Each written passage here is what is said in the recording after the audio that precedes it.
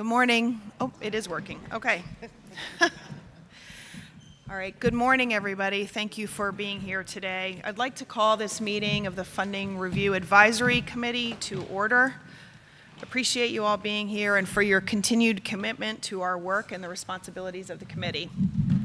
Today's meeting focuses on philanthropy.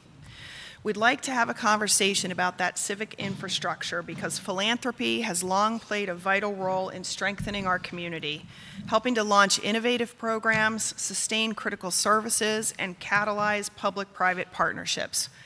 Understanding philanthropic trends and practices are crucial as we consider how to align public and private resources for maximum impact.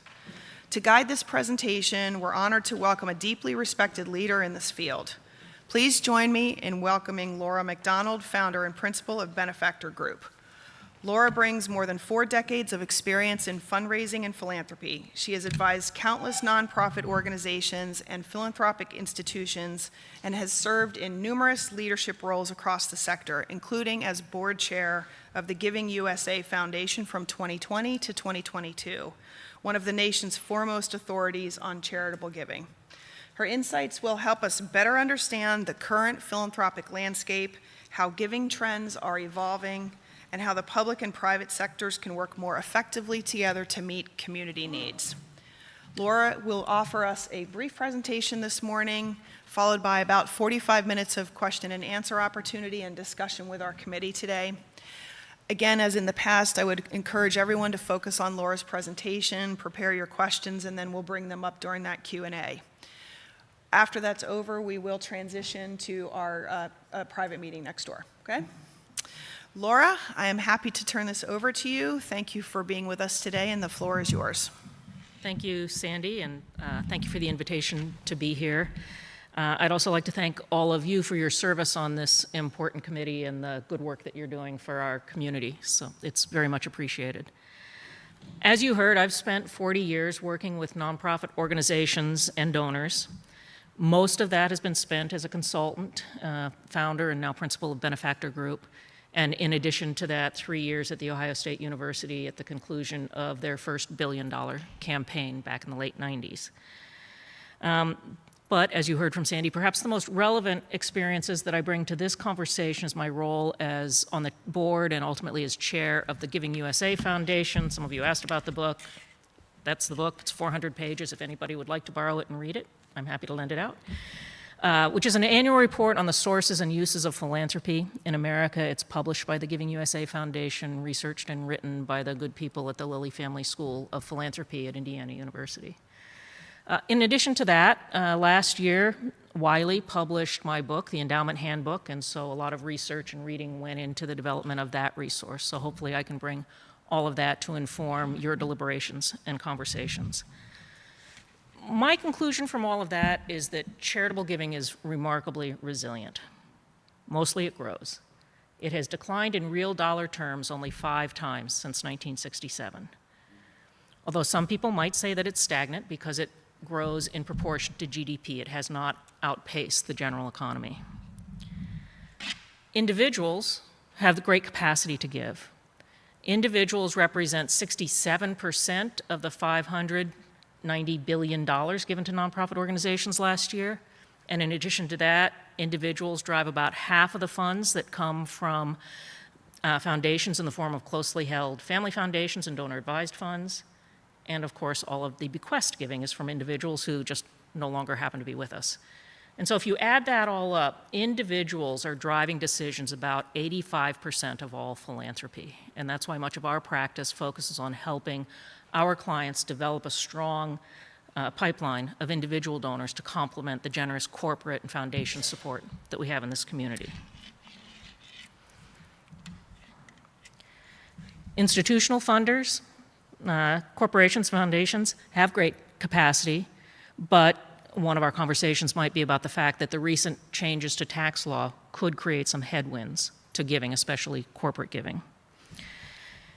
I expect that you'll have some questions about the role of philanthropy in serving our community's human services and arts and culture organizations. You may be wondering how national trends in giving are mirrored here in Central Ohio or not. how and why the number of nonprofit organizations is growing, and whether new tax legislation will help or hurt donor behavior. I look forward to exploring all of that. To provide context, I'd like to share observations about effective public-private partnerships and the way that each can leverage the other to greater effect. So first, how can public resources directed to nonprofit organizations be most effective and provide sustainability? I think we've seen a number of things. The question is certainly affected by the recent tax law and also by the recent executive orders and cuts in federal funding, especially to human service and healthcare. Philanthropy cannot bridge the gap. People will be hurt, and I doubt that even state and local resources can fully meet those needs. So what can be done? For organizations at the front lines serving basic needs, the current situation calls for a rapid response. The process of accessing and deploying resources can be made more efficient. The grant process simplified, funds deployed rapidly with fewer strings and conditions. We had the privilege of working with a number of organizations that received funding from Mackenzie Scott. And we saw how that trust-based philanthropy, unrestricted giving, really made those organizations more efficient and more nimble. So while the public sector has a responsibility to ensure that taxpayer dollars are used effectively and wisely, I hear that from colleagues that the current process for accessing those funds is cumbersome and onerous. I wonder about things that some communities have adopted, like a common grant application, so that across platforms, public and private, there's a single grant application that can make them more efficient rather than having to repeat the same work over and over again. For organizations that enhance our quality of life, I think that there are ways that public support can be leveraged to optimize private giving. For example, we see that matching grants are one of the most effective tools in fundraising. Can public grants require or promote some sort of a matching gift so that nonprofit organizations build their donor pipeline? And we've also seen where capacity building grants, supporting nonprofit organizations so that they can strengthen their fundraising capacity, build digital giving platforms, or perhaps create a new social enterprise to drive more earned revenue, can be helpful. And whether it's an outright grant or some sort of a matching grant, I think that the other thing that we've seen is that multi-year support makes organizations more efficient.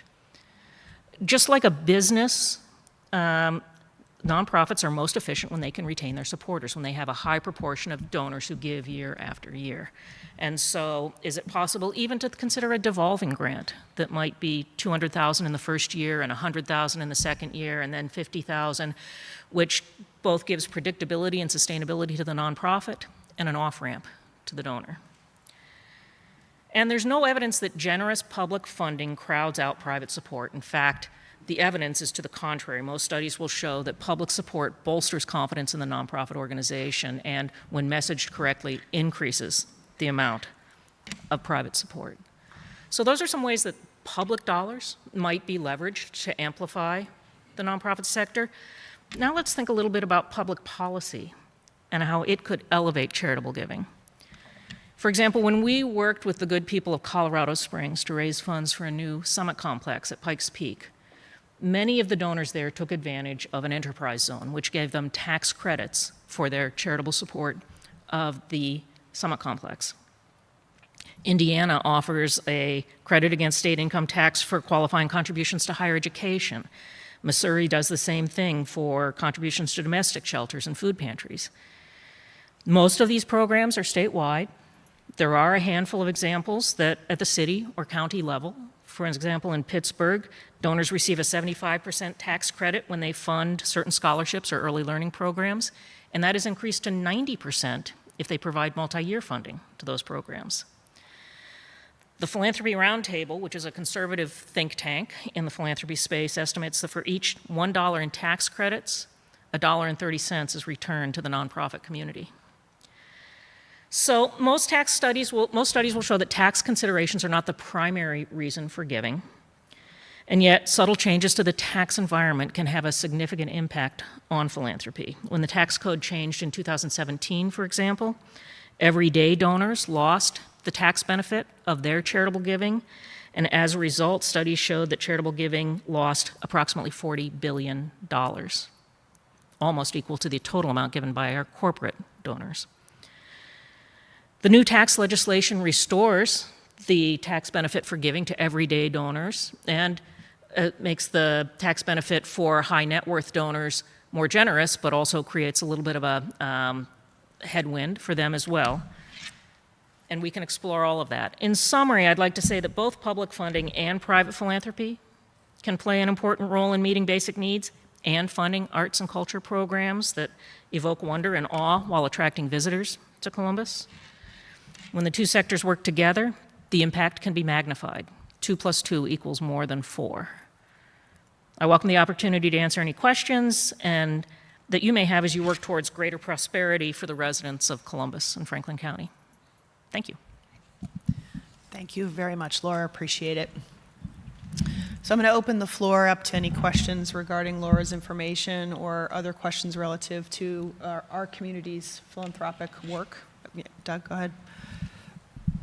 First of all, thank you so much. I loved your comments, and most especially about trust-based, sort of unrestricted, and the impact that you're seeing.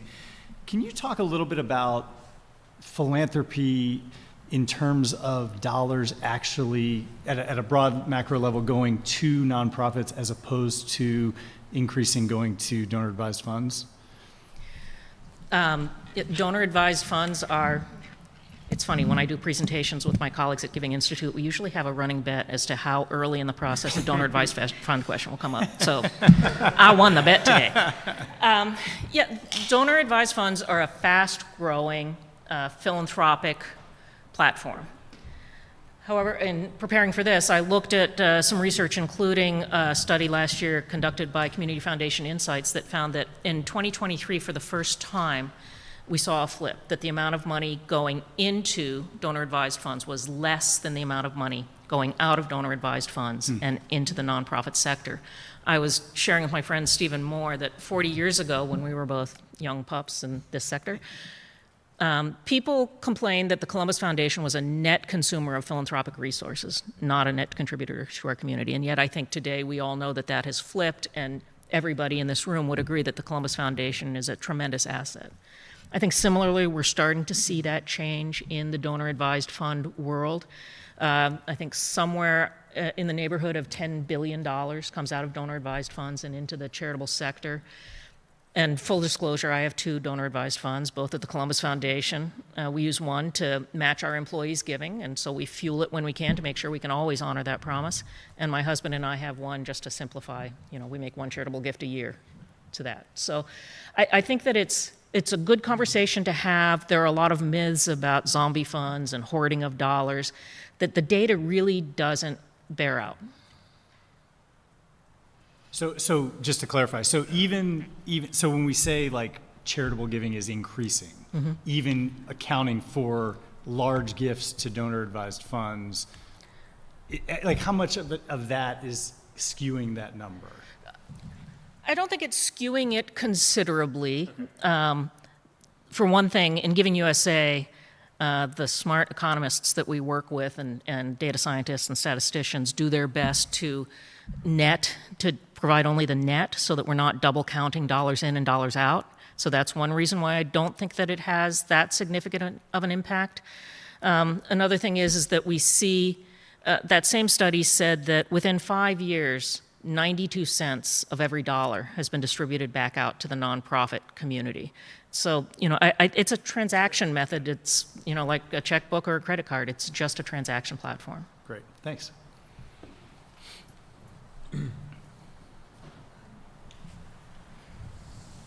Thank you so much for your presentation. Just really quick, you talked about, as I was listening, the complementary aspects of private and public coming together, making universal decisions.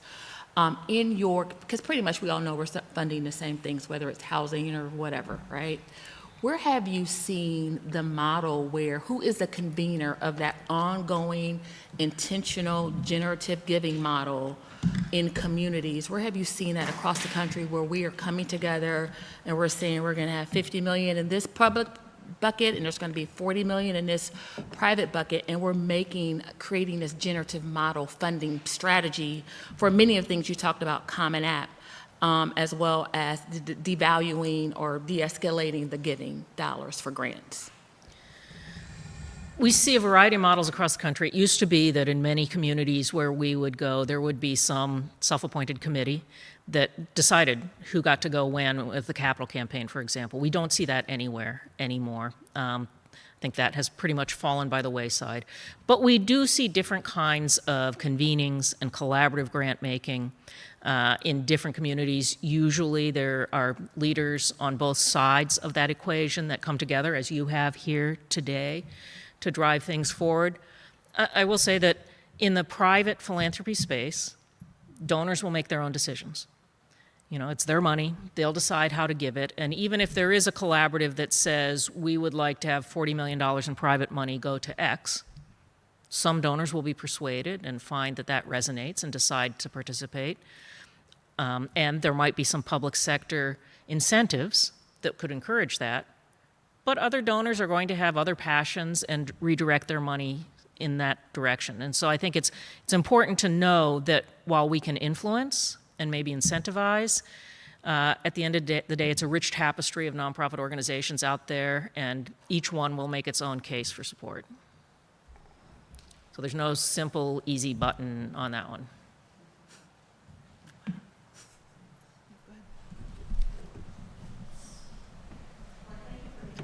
For all the impact you've made on the nonprofits in our community over the years. You alluded to this in your comments, but can you unpack for us how, as a commission, we should be thinking differently about the philanthropic environment post the tax law, post HR 1?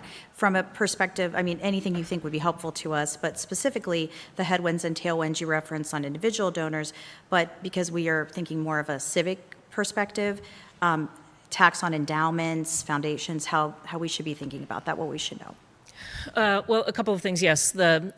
Fortunately, it wasn't as bad as the House proposed, but there are increased taxes on many, but not all, college endowments. I don't know that that will affect very many higher ed institutions in Central Ohio. They have to have more than 3,000 students. They have to have a very high level of endowment, like $2 million of endowment per student to face the greatest tax. I think that it was really focused on a handful of elite institutions. So there may be a couple, but there won't be many that will be affected by that. But if they are, it will diminish their ability to fund scholarships, for example. So are there current use dollars that can go in to replace those scholarship funds? I think when we take a look at corporations, the new tax law says that corporations cannot deduct their giving until their giving exceeds 1% of corporate pre-tax profits, which means, yes, corporations are going to be taxed on their charitable giving. So what does that mean? If a corporation has $100 million in corporate pre-tax profits and traditionally they gave $2 million, first of all, they would be exemplary because few corporations give 2% of corporate pre-tax dollars. But if they gave $2 million and therefore had $98 million of taxable income, now that first $1 million is taxed at $210,000 if they pay it at 21% tax rate. So I think it's likely, in fact, Ernst & Young did a study that said that while some corporations will use this as an opportunity to elevate their giving, that hasn't typically been the behavior in the past when something like this occurs. And so in all likelihood, corporate giving will go down by 10%. I think talking to our we have great corporate citizens in Central Ohio, and the tax benefits are not the only consideration in their giving, often not even the first consideration in their giving. But are there things that we can do to help them? I think we might see corporations do what we saw wealthy individuals do, which is bunch their giving in a good year.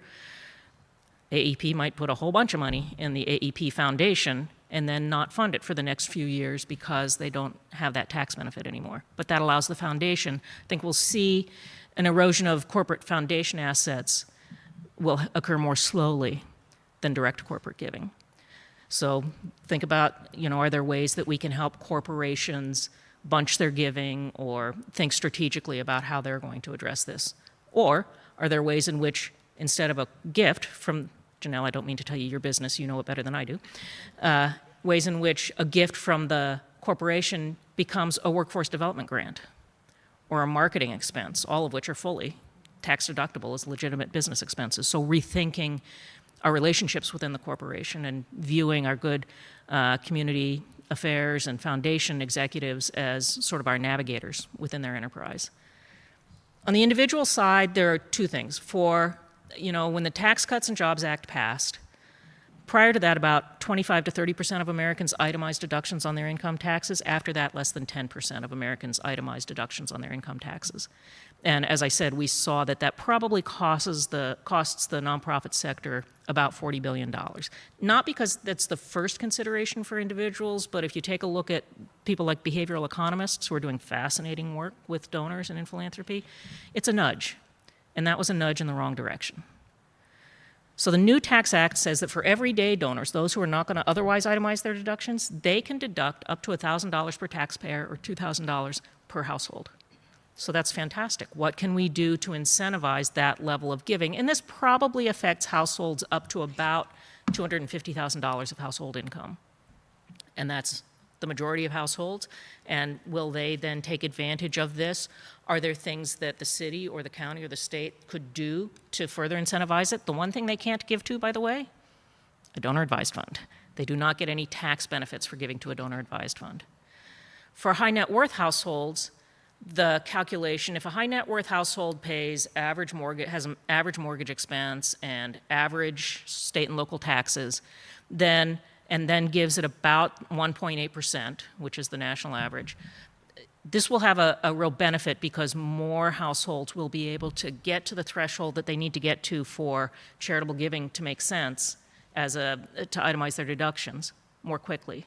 Oh, and high net worth households can give to donor-advised funds, which there have been a lot of efforts to try to democratize donor-advised funds, some workplace giving DAFs for everyday donors, et cetera. I'm concerned about some of those.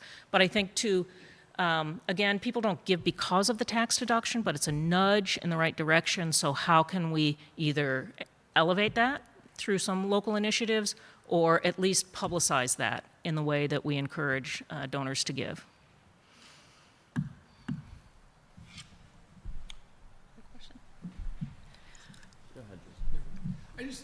When you touch on that, there may be under the new tax law, some opportunities for what would be considered typically small donors because of the deduction. We've seen this in politics as well. But, those that harness that had platforms to tap into that at scale.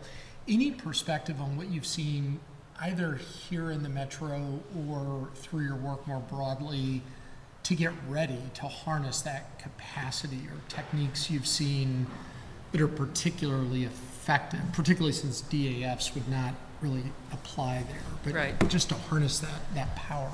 Well, we've seen a few things. Some of the most powerful motivators for charitable giving, one is social norming. People like you make gifts like this. So how can we raise up the everyday donor that is making, we get lots of headlines for the folks who give 8- and 9-figure gifts. How can we give some headlines and elevate the everyday donor who makes a generous contribution? So how can we use social norming? We also see that there is a follow the leader effect. In all of philanthropy, there's very little crowding out. A big gift or a big grant tends to bolster the confidence of donors, and the everyday donor then follows suit. And then how can we make the process frictionless? And some of that might go back to those capacity building grants and helping nonprofit organizations improve their digital platforms, have better technology to make giving better. And then I would point here in Columbus, Ohio, to one of the most successful ones I know of, and that's the Big Give. The Big Give rallies everyone in this community to demonstrate generosity. And it shows the power of a match. But at the end of the day, I think in the last Big Give, Stephen will fact check me on this one, that the donor who gave a dollar, 17 cents was matched. So it doesn't need to be $1 to $1 or $1 to 50 cents. Even that 17 cents inspired people to be part of this common effort. So I think things like Giving Tuesday, the Big Give, some of those efforts that really rally broad support, because it demonstrates people like you make gifts like this to nonprofit organizations. Go ahead. Oh, okay. Laura, thanks for being here with us this morning. You mentioned Pikes Peak, and maybe a specific question and then a general one. Have you found, and I think you pointed to that because most cities don't allow deductions for charitable giving, is that right? That's right. We Yeah. could only find a couple of examples, Pittsburgh, a couple of cities in Rhode Island, some folks in the Northeast, but there aren't a lot, so, you know, we could be trailblazers. Right, unlike state and federal. And I'm Right. wondering, does allowing those gifts to be tax offsets, does that tend to bring in more money than is given up by the city on a specific project, and then maybe generally in the communities that allow deductions at the federal income level net of charitable giving? Again, there's not a lot of research. I leaned on a study that the Philanthropy Roundtable did, and actually it was a literature review of 52 studies that they had seen that measured the impact of some sort of tax benefit for giving, and what they found is that for every dollar of tax benefit that's provided, $1.30 goes into the nonprofit economy. Does that go away when it's moves from a specific project to just a general, always there tax benefit, or not? I'd have to go back and look. That but- multiplier? Do you Yeah. see what I mean? Yeah, yeah. Yeah. I don't believe so, but I'd have to go back and look at the literature. Yeah. Yeah. Thank you.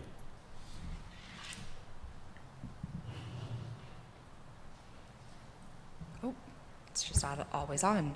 That's good to know. Thank you again for being here. I was so excited for your presentation. I have a lot of questions, but I will only ask two of them. The first one is about this idea of the common grant process. I've spent a lot of time thinking about this.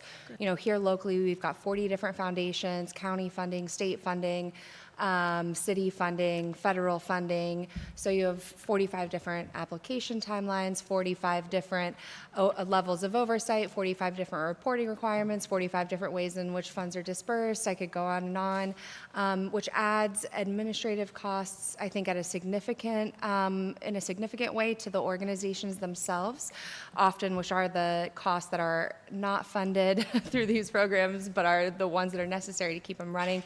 And also, I think, you know, there's the cost to 45 different funding entities that then have to employ staff and put together those processes and levels of oversight. So I'm wondering if you could talk a little bit more in detail about what that looks like, adopting that sort of practice, and if there's any places that are doing that really well that we, and definitely me, might be able to go and research and learn more about. And then the second question is, as a follow-up to Mr. Ullman's question a little bit, about the state of charitable giving and how that has increased over a number of years. And I was wondering if we could, you might just be looking at this more at the macro level in terms of giving has increased, but I'm wondering if disbursement has increased, not at the macro level across all organizations, but of course, even in the last 5 years, the cost of doing business, not just because inflation, but salary expectations to retain and hire workers have increased significantly. I mean, maybe gone up by a third or as much as doubled in some areas. And so do we know anything about whether or not those like individual disbursements have gone out, or are we just serving more organizations with those increases in dollars rather than increasing the investment in individual ones? I'm not saying I don't have an opinion necessarily. The pluses and minuses to both options, so kind of coming into it with an open mind. Can I take those in reverse order? Absolutely. So let's start with the trends in giving. If you look at Giving USA, we have a pie chart on the recipients, and we have 9 recipient sectors: religion, which is almost exclusively houses of worship, healthcare, human services, education, etc. And what we've seen is that one of those sectors, religion, has raised more money but consistently lost market share, and that market share has been picked up in other sectors like higher ed, healthcare, human services. We have seen significant growth in a oddly named sector called public society benefit. So that's the second bet that we have, is how quickly will somebody ask, what the heck is public society? So public society benefit is a mishmash. It's a bit of a catch-all category. It does include things like United Way, so some of those collective giving efforts. It includes advocacy organizations, like those who are advocating for gun rights or for gun safety, et cetera. And the big one is that it includes commercial donor-advised funds. So Fidelity Charitable, Schwab, which is now DAF 360, I think. So we have seen some growth outpace other sectors there, but not to a material degree, I guess I would say. And so when we take a look at the recipient sectors, we see that each sector has grown and grown over time. That Giving is Resilient set of deck of slides that I sent, we've sometimes broken that down by sector. So we're doing a breakdown right now by higher ed. We're going to do a breakdown by arts and culture. And what you will see is that giving has grown to every sector and from every source, especially if you look back over time. But then the question is, how is that allocated across the 1.5 million nonprofit organizations? And just like every other aspect of our economy, it is concentrated at the top. The largest organizations continue to have the fastest growth and get the most money. The vast majority of nonprofit organizations have an annual operating budget less than $200,000. It's the mom and pop charity that was created in a moment of passion, perhaps the passing of a child, or the receipt of a windfall like a bequest that they wanted to do something meaningful with. So the vast majority are very small. We do see that about 30,000 nonprofit organizations are created each year, so that would suggest that between 100 and 150 are created here. But just for context, so that's 2.3% growth. Foundations in Ohio, according to Philanthropy Ohio, grew at 3%, and new business startups grow at more like 4 to 5%, 4.7 new businesses in America last year. So nonprofits grow, and my take on that is, don't we want to live in a community where people have vision and passion and are motivated to do good things? Sure. And some will succeed. Some will be created for a particular moment in time and then dissipate, and others will be sustained. And I think that's okay. Well, and I always talk about how a nonprofit is a business, right? A 501c3 is a tax designation status, not a type of institution. So they're just not passing their profits on to their shareholders. I think the NFL was a nonprofit until 2016, right? When they very quietly walked away from that nonprofit status. It doesn't mean you can't make money and pay people, compensate people appropriately. But do we know if the same is true of what's happening here at the local level? Do you have any insight into that? So a couple things that I can say, and I will say that if you're going to compare a nonprofit organization to a business, then I think the right comparison is not the gleaming Fortune 500 organization. A nonprofit is a perpetual startup. So imagine, Matt, you're in startup mode every year with each of your enterprises. That's what a nonprofit is. So I think that we should celebrate nonprofit leaders as being extraordinarily entrepreneurial. In Central Ohio, I think a couple of things that we see. Philanthropy Ohio, which is an association, a regional association of grant makers, they do an Ohio-specific report on foundation giving. And as I said, what they found is that foundations are growing by 3% per year, roughly, in Ohio. When we take a look at philanthropy, there aren't studies that break down Columbus or Franklin County or even Ohio separately from all the rest. There are a couple of data tools. One's called Generosity for Life. Their website wasn't working this weekend. It's an Indiana University initiative. But what we do see is that philanthropy has been dominated by high net worth donors. And in charitable giving terms, that's described as household income of $300,000 a year or more and accumulated assets of $1 million or more, excluding the primary residence. So that's about 5% of nationally, of our population, represents 65% of the dollars that are given. We are a little bit under-indexed in Franklin County for those households. If that's, we have fewer ultra and high net worth households in Columbus than we do, and in Franklin County than is the national average, but only slightly smaller. And I think this is where that inspiring the everyday donor could really make a difference, especially here in our environment. And I forgot, have I ticked off all the questions you asked about trends? No, and then I'll just go to the common grant question? Yes, that's perfect. And then, just the common grant application. Sorry. We tend to see it more in communities that voluntarily come together, like collaborative grant making, where a number of grant makers come together and say, we want to focus on access to higher education, or we want to focus on housing. And so they've come together voluntarily to do that. I don't know of an example where it's been universally adopted in a community or a sector. And I think you're right, everybody has different needs, and but if instead of 45 totally different applications, if 80% of it could be in common amongst the organizations, and if we could agree on maybe a handful of deadlines for submitting, and then get the money out quickly with fewer strings attached and less onerous reporting requirements. Okay, thank you so much. Hi, Karen. Good to see you. Thanks for being here. I have a quick question. You touched on something when you mentioned the growth in nonprofits generally. You were saying 200,000 new nonprofits? 30,000. 30,000 new? 30,000 new nonprofits nationally, which probably means somewhere between 100 and 150 in Franklin County. So when you think about donor confidence, I was wondering if you could just share some insights. You have your finger on the pulse of this community. Just share some insights on donor confidence relative to nonprofit stewardship and viability. I think that's, I think there are two issues to talk about here. One is donor confidence and the other is donor fatigue. You know, when you look across central Ohio, there are a dozen or 15 animal welfare organizations.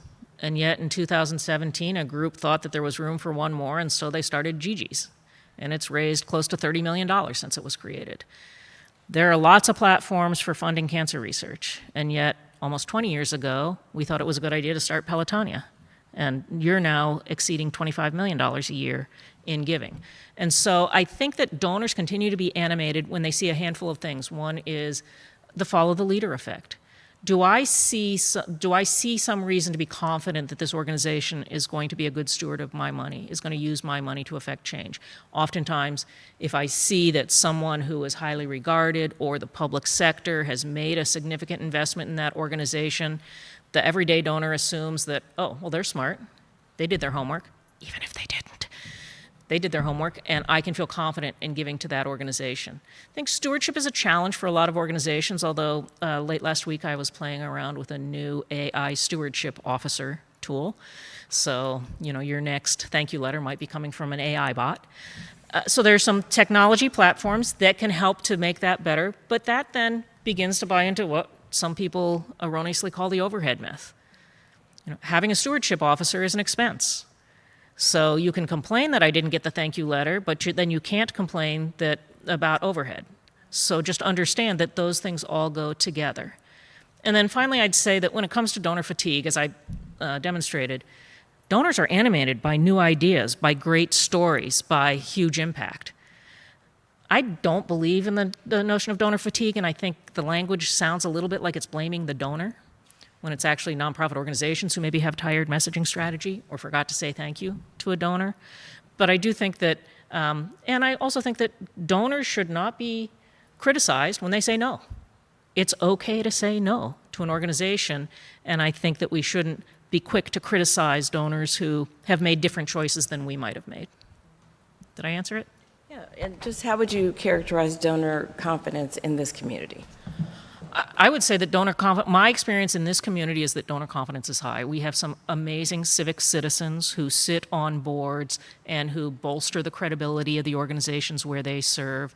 I think that we've seen very few examples of the kinds of excesses and inappropriate behavior like the Build a Wall fundraising that turned out to be fraudulent. We haven't seen as much of that in Central Ohio.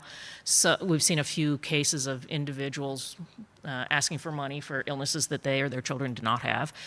But for the most part, I think we see remarkable corporate and civic leadership that bolsters the confidence of donors in this community and give them reassurance that when I make a gift for a specific purpose, that's how it's going to be used. I think it's high.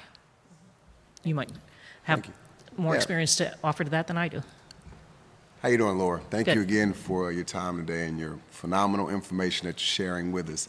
You spoke to the fact that the faith community or the religious community has lost market share as it relates to philanthropic giving. I guess 2 questions around that, and I have a 3rd question.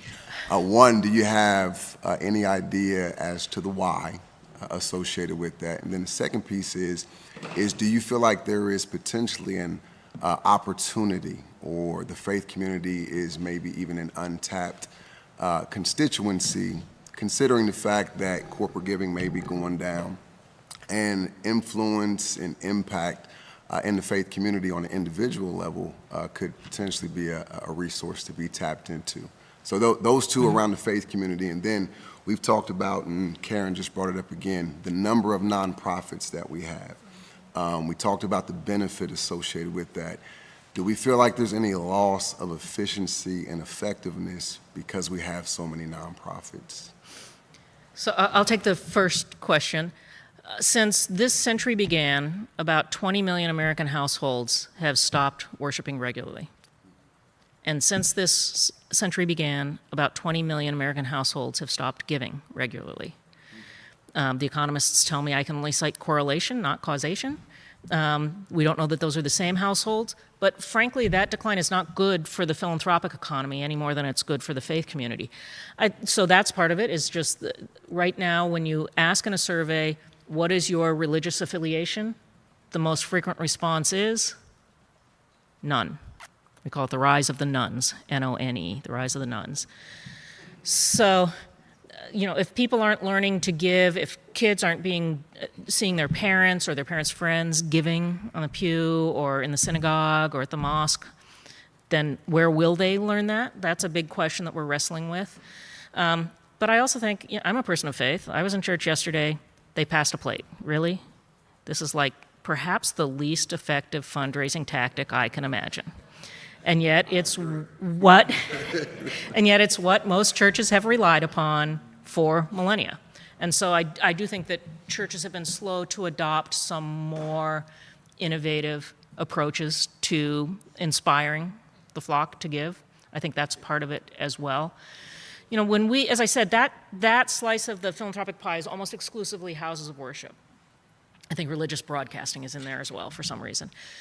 But when we're working with an organization that's faith-based, for example, we recently were advising Ghost Ranch, which used to be a Presbyterian property. It's in New Mexico. It's where Georgia O'Keeffe painted her landscapes. It's a beautiful place. And what we concluded is that if there's a fundraising opportunity for Ghost Ranch in the Presbyterian Church, it's not amongst the individual congregations or even the adjudicatories or the national office. It's the people in the pew. Because part of what we're seeing also is that it used to be, in my parents' generation, your gift to the church also went to Church World Services and to National Day of Hunger, and much of your philanthropic expression was your gift to the church, because now folks are giving to their congregation, but they're also giving to the Mid-Ohio Food Collective, or they're also giving to housing organizations, or the YWCA, or the Columbus Museum of Art. So we also see that it's a little bit of changing behavior that isn't necessarily about being less generous to the church, but more about taking my own responsibility for my own giving. So I think those are some of the things that we see in the church. As far as the rise of nonprofit organizations, as you've heard, I have a bit of a contrarian view about that. First of all, I don't know what you're going to do to change it. We want people to be passionate. We want them to have vision. We want to live in a community where there's an abundance of hope. And sometimes that leads to people forming nonprofit organizations. And they all need a chief financial officer and an HR person. And yes, there's some duplicated services. We have seen that there's some efficiency that can be drawn from having, we don't have a multi-tenant nonprofit space here in Columbus yet. Some are emerging now. We don't, except for CAPA, we don't have an organization that provides common back office support to nonprofit organizations. I think that could be a path. And we see in other communities, we did a lot of work in Northwest Arkansas, which is a very interesting philanthropic environment. But what we saw there are a couple of nonprofit hubs that provide support to organizations so that they don't have to duplicate those services. But in the absence of those hubs, that's just what's going to happen, because each one needs to bolster donor confidence by reassuring them that we have strong financial controls, so we better have a fully staffed finance office. Thank you. A follow-up question. to the pastors, because it made me, again, in today's environment, it sounds like you say people maybe at one point used to give to their house of worship, that house of worship then almost like a confederated giving, and then they would distribute to various aspects of human need or otherwise. Are you seeing that through your national perspective now, a decline in confederated giving? And I'm trying to think like how you most effectively use the lever of bolstering donor confidence to get big things done. Is that done through confederated giving or more on a project by project basis in today's climate across the country? Any perspective on that? Because I do think that's important for us to understand I think how we get things done. one of the organizations that's in that public society benefit slice is United Way. I think we've all seen that United Ways across the country have shifted from that sort of community chest model to more of a collective impact model. And frankly, in many instances, their annual fundraising totals have declined significantly. So we see that that's less of a successful model. I think it's more about something like the Big Give, where you've got multiple levers at your disposal. You've got the matching element. You've got the follow the leader effect, because a few folks have put some big money up front that bolsters my confidence. And then you've got a platform that allows me to direct my gift where I want to. And perhaps it's a curated list, or perhaps it's an open list of any 501c3 in Franklin County, but it provides that, we've got the technology tools to do that easily. So I think we see that more than a return to the old days of community chest. I think that's probably a waning business model.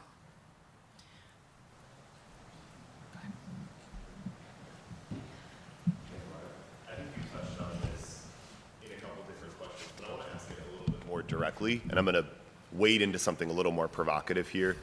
I think a lot of us come to the topic of local philanthropy with a thesis or a narrative about where Central Ohio is, which is that for decades, our individuals, foundations, corporations were exceptionally generous and well coordinated, and it provided for what our community needed. And now we find ourselves at a moment where something feels different, and I think none of us exactly know what that is. Is it that giving is down? Is it that giving is going to different things? Is it that the need is greater?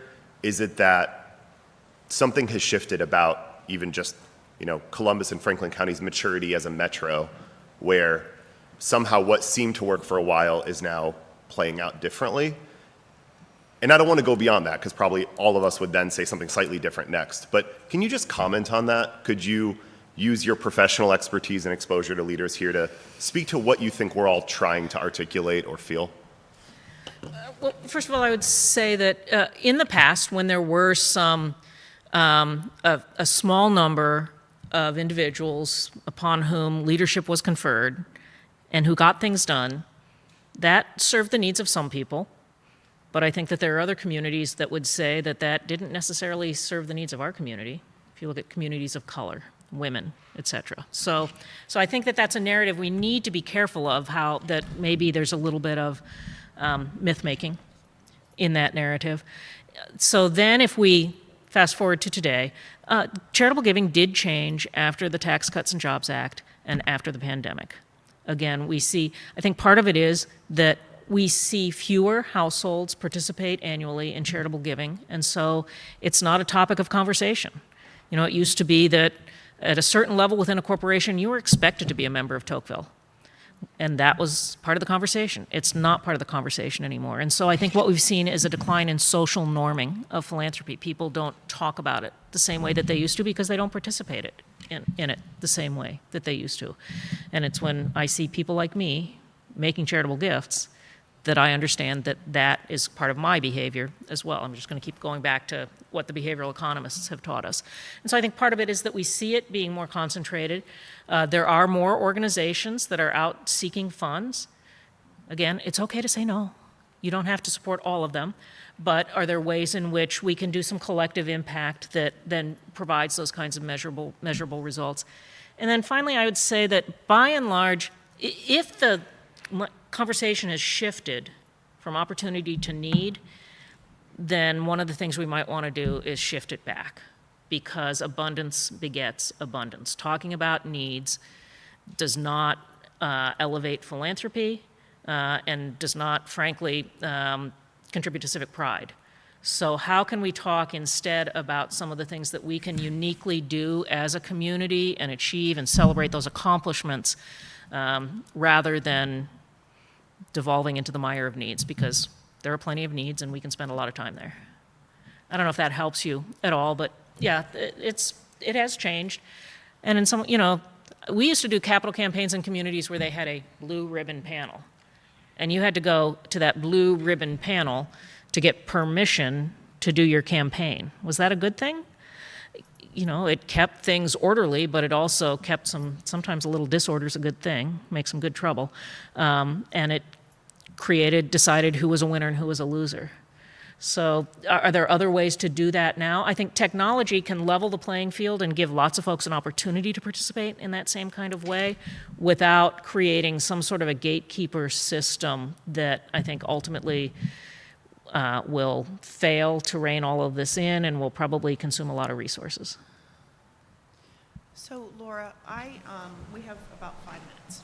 And so I want to ask you a question that I think is a compilation of everything we've just heard with an observation. And the observation is this: I totally agree with you that living in a community where this many people and this many organizations care about the lifting of others in the community makes us extremely fortunate. And I think that's something none of us want to see gone.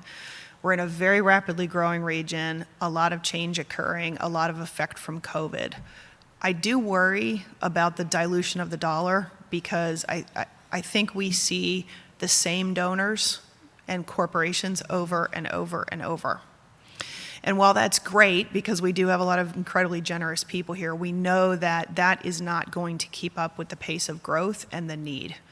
So here's my question. We are tasked with a pretty big challenge, this committee. And we're being told, think bold, think innovative, what could we do? We also can't necessarily directly impact individual or corporate giving. That's not our purpose for being here. I'm curious, in that landscape of where we are and who we are as a community, do you have thoughts of recommendations we could consider or things that we should be thinking about when it comes to recommending to our political leaders in this region what kind of opportunities they might consider to bring all of this together that maybe are not part of current policy or funding schemes today? And I think we've touched on many of them, but in summary, I would say that on the disbursement side, the disbursement of public dollars, can that process be made more efficient and less cumbersome for the nonprofit organizations so they don't devote as much administrative time to securing the funds, or frankly, getting the bridge loan because it takes so long to get the funds that they've been promised, and then paying interest on that bridge loan?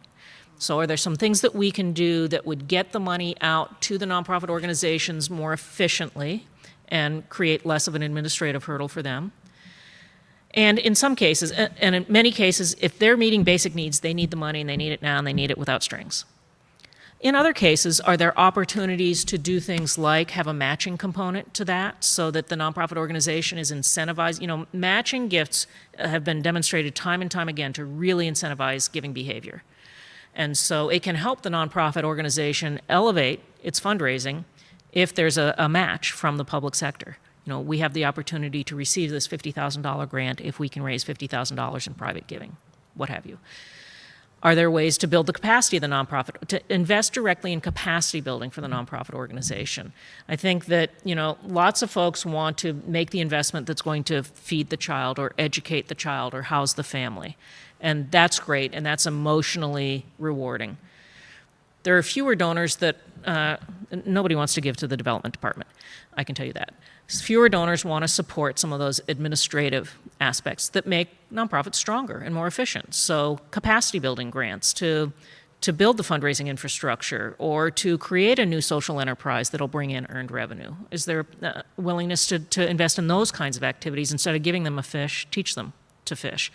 So that's on the disbursement side. I think, as I said, on the fundraising side, are there ways in which locally we can say, you know what, this new tax law isn't good for us, And so we're actually, as a city or a county or a state, going to give a deduction to corporate donors for the first 1% of corporate pre-tax profits. We're going to do what we can to fill that bucket back up. Or we are going to do some things that reward that household that can now deduct $2,000 in corporate giving. Are there some ways in which we locally or regionally or as a state can begin to incentivize some of those behaviors? Again, for the high net worth household, they too take a haircut. You cannot deduct your charitable giving until you give at least 1/2 of 1% of your adjusted gross income. Can we say, you know what, we don't think that's good for our community, and so we're going to give a tax deduction for up to 1/2 of 1% of your adjusted gross income? Can we restore that and say, we're in Columbus, in Central Ohio, we're committed to these things? Okay, unless there's a real burning question, we are at time, so I want to respect Laura's time and our opportunity to discuss further. Is everybody okay? Laura, thank you very much for being willing to come and participate and sit and answer questions on the spot. Yeah, I don't know where my buddies are, but yeah. Yes, we appreciate your lone self up there. So thank you so much for being here. We really do appreciate it. And we may have some follow-up items afterwards, if that's okay. You know where to find me. Marshall knows where to find me. Great. Okay, thank you, Laura. To the committee, we're going to go ahead and gather our things and move next door if we could immediately, and we'll carry on. Thank you. Thanks. Thank you. Thanks again.